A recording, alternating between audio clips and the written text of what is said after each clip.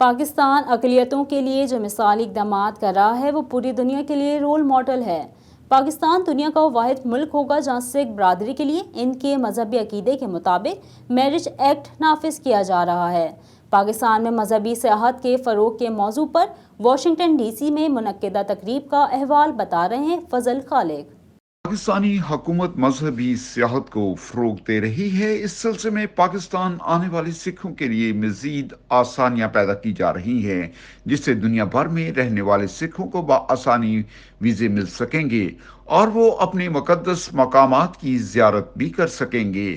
مشیر مذہبی سیاحت پاکستان فاروق ارشد نے واشنگٹن میں پی ٹی آئی کی جانب سے منعقدہ تقریب سے خطاب کرتے ہوئے کہا کہ پاکستان کا امیج دنیا بھر میں بہتر ہو رہا ہے اور اب پاکستان کو اقلیتوں کے تحفظ کے حوالے سے بھی جانا جاتا ہے۔ جو پاکستان کے اندر سکھوں کے اہم ان کے جو ریلیجیس مقامات ہیں اس سلسلے میں ان کو اویئرنیس دے رہے ہیں کہ پاکستان میں ہماری اس سکھ برادری کو کوئی خطرہ نہیں ہے، وہ مکمل طور پہ ان کو سیکورٹی پرووائڈ کرے گی ہماری حکومت۔ سکھ کمیونٹی کو پاکستان میں دعوت دینے کے لیے تاکہ مزید آگے ان کے لیے ٹورزم بڑھ سکے اور وہ اپنے جس کو وہ مکہ سمجھتے ہیں اپنی ہولی سائٹ سے ان کو وزٹ کر سکیں اور ان کے لیے کیسے کنوینئنٹ ہو سکے کہ وہ آ کے اور ود سیکیورٹی اور ہر قسم کی ان کے لیے سہولات پیدا کی جائیں۔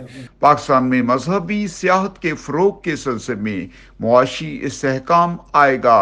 اس سلسلے میں حکومت کی طرف سے اوورسیز کوآرڈینیٹر بھی مقرر کیے جا رہے ہیں۔ مشیر مذہبی سیاحت کے بقول پاکستان دنیا کا پہلا ملک ہوگا جہاں سکھ میرج ایکٹ بھی جلد نافذ ہوگا۔ تقریب میں پی ٹی آئی واشنگٹن کے سینئر رہنما جنید بشیر اور شاہد عباسی نے بھی خطاب کیا۔ اچھی باتیں کی ہیں کہ سکھ برادری کے لیے وہ 3 وے ویزا کا پروگرام بنا رہے ہیں، امریکہ سے پاکستان اور پاکستان سے انڈیا جائیں گے اور وہ وہاں بزنس بھی کر سکتے ہیں، اپنی وہ جو مذہبی آبادیں ہیں وہاں جا سکتے ہیں۔ واشنگٹن، ورجینیا اور گردنوا کے علاقوں میں اور خاص طور پر ٹورانٹو میں بہت سے سکھ آباد ہیں، ان کے لیے کرتارپور صاحب کی حیثیت بالکل اسی طرح ہے جیسے ان کا وہ مکہ ہو۔ پاک فوج کی پیشہ ورانہ مہارت سے پاکستان میں دہشت گردی کے واقعات میں نمایاں کمی آ چکی ہے۔